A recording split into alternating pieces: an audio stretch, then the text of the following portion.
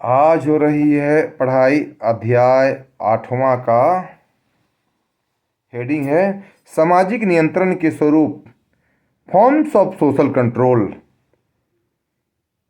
Forms of social control मतलब सामाजिक नियंत्रण के स्वरूप।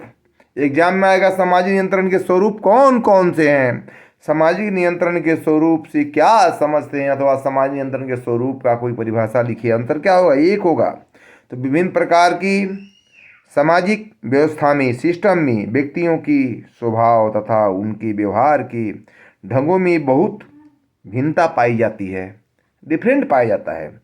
इस दृष्टिकोण से एक ही समाज में नियंत्रण के अनेक मतलब कंट्रोल के अनेक रूप रूप साथ साथ विद्यमान होते हैं, अनेक रूप विद्यमान होते हैं। इसकी स्वरूप है ना, जिसमें सभी प्रकार के व्यक्तियों के व्यवहारों को नियंत्रित किया जा सके। एक दूसरे के से भिन्न सांस्कृतिक और समाज राजनीतिक दशाओं वाले समाजों में भी सामाजिक नियंत्रण का स्वरूप प्राय एक दूसरे से भिन्न होता है। क्या होता है? एक दूसरे से अलग होता है, भिन्न होता है। यानी विभिन्न समाजशास्त्रियों ने नियंत्रण के जिन स्वरूपों का उल्लेख किया है उन्हें संक्षेप में निम्नलिखित रूप से हम समझा सकते हैं। पहला क्या है? प्रत्यक्ष तथा अप्रत्यक्ष नियंत्रण, है ना। Direct and indirect control. प्रत्यक्ष अथवा अप्रत्यक्ष नियंत्रण, डायरेक्ट एंड इनडायरेक्ट कंट्रोल पहला पॉइंट है। प्रसिद्ध समाजशास्त्री कार्ल मानहीम ने समाज नियंत्रण के प्रत्यक्ष और अप्रत्यक्ष स्वरूप का उल्लेख किया है। प्रत्यक्ष नियंत्रण वह है जो व्यक्ति या उसके बहुत निकट रहने वाले व्यक्तियों जैसे माता पिता, मित्रों, खेल के साथियों, शिक्षकों अथवा पड़ोसियों द्वारा लगाया जाता है। यानी प्रशंसा, आलोचना, पुरस्कार अथवा सामान्य दंड इस नियंत्रण की मुख्य विशेषता माना जाता है। दूसरा पॉइंट है सकारात्मक तथा नकारात्मक नियंत्रण। सकारात्मक तथा नकारात्मक नियंत्रण दूसरा पॉइंट है। देखिएगा, ध्यान दीजिएगा।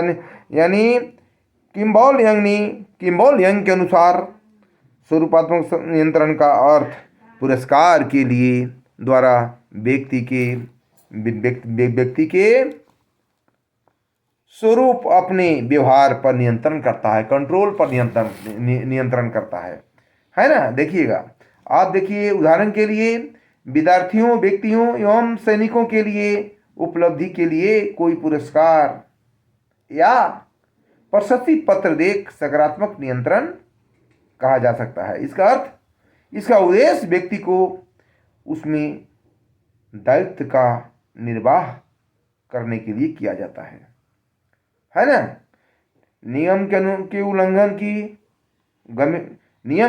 को गंभीरता से देखते हुए वह दंड, आलोचना, बहिष्कार, शारीरिक दंड अथवा मृत्यु दंड तक के रूप में भी हो सकता है। अब है तीसरा पॉइंट है औपचारिक तथा अनौपचारिक नियंत्रण, फॉर्म्स एंड इनफॉर्मल कंट्रोल। यानी ओल्सेन ने जटिल और सरल समाजों की विशेषता को ध्यान में रखते हुए सामाजिक नियंत्रण के स्वरूप को औपचारिक और अनौपचारिक जैसे मुख्यतः दो भागों में बांटा है। औपचारिक नियंत्रण जटिल और कई समाज की विशेषता है, जिसमें अनेक धर्मों, संप्रदायों और हित समूहों के व्यक्ति साथ साथ रहते हैं। अब देखिए चौथा पॉइंट है सत्तावादी तथा लोकतांत्रिक नियंत्रण। सत्तावादी तथा लोकतांत्रिक नियंत्रण सत्ता मतलब समझते हैं, सत्ता तथा लोकतांत्रिक नियंत्रण मतलब देखिएगा, यानी ऑटोक्रेटिक्स एंड डेमोक्रेटिक कंट्रोल। लेपियर कौन? एक समाजशास्त्री। लेपियर ने विभिन्न प्रकार की राजनीतिक व्यवस्थाओं, सिस्टम को ध्यान में रखते हुए सामाजिक नियंत्रण को सत्तावादी तथा लोकतांत्रिक जैसे दो भागों में विभाजित करके समझाया है। सत्तावादी नियंत्रण पैतृक शासन तथा साम्यवादी व्यवस्था की विशेषता है, जिसमें एक विशेष लक्ष्य को प्राप्त करने के लिए उन लोगों पर उत्पीड़न किया जाता है ना, स्वार्थ के लिए, है ना, नीतियाँ होती है और जनसाधारण के हित में भी नहीं, पुनः संगठनों तथा कूटनीतिक एजेंसियों द्वारा किए जाने वाले प्रचार से ऐसे नियंत्रण की प्रभावशाली बनाया जाता है। लोकतांत्रिक नियंत्रण उन व्यक्तियों द्वारा स्थापित किया जाता है जो जनता के प्रतिनिधि होते हैं। इस कारण ऐसे नियंत्रण में बल प्रयोग के स्थान पर आपसी वार्तालाप, आग्रह, जनमत निर्माण तथा पुरस्कार को अधिक महत्व दिया जाता है ना, अधिक इम्पोर्टेंट दिया जाता है, अधिक महत्व दिया जाता है। यानी इस प्रकार हम देखते हैं कि सामाजिक नियंत्रण के स्वरूप से हमें समाज को आगे बढ़ाने के लिए और डेवलपमेंट के रास्ते में ले जाने के लिए, शिक्षित करने के लिए, एडुकेटेड करने के लिए शिक्षा दी गई है। और देखिएगा, इसको गौर कीजिएगा, लोकतांत्रिक नियंत्रण में भी कानूनों का उल्लंघन करने पर शारीरिक और आर्थिक दंड दिया जाता है। यानी कोई भी देखते हैं देहात में, आप देखिएगा, अगर कोई भी समाज में कोई तरह का उल्लंघन करता है तो समाज में बैठक होकर उसको दंड दिया जाता है, तब कंट्रोल रहता है समाज, सोसाइटी, परिवार, समझते हैं, है ना। तो जब कभी भी कोई नियम या कानून सार्वजनिक कल्याण के लिए उपयोगी नहीं रह जाता, तब उसी जन सामान्य की इच्छाओं के अनुसार सरल किया जाता है ना। जन सामान्यों के अनुसार उसको सरल किया जाता है और हमें समाज से इसके स्वरूप के बारे में तरह तरह की जो उपेक्षा हुई है उसको पूरा करने का हमें मौका मिल रहा है। और इसी समाज को यानी नियंत्रण के स्वरूप को समझने में, सोसाइटी की व्यवस्था, समाज की व्यवस्था को, सिस्टम को आगे डेवलपमेंट करने के लिए इसके स्वरूप से हमें ज्ञान प्राप्त किया जा रहा है। हमें चेंजिंग करना पड़ रहा है, कंट्रोल।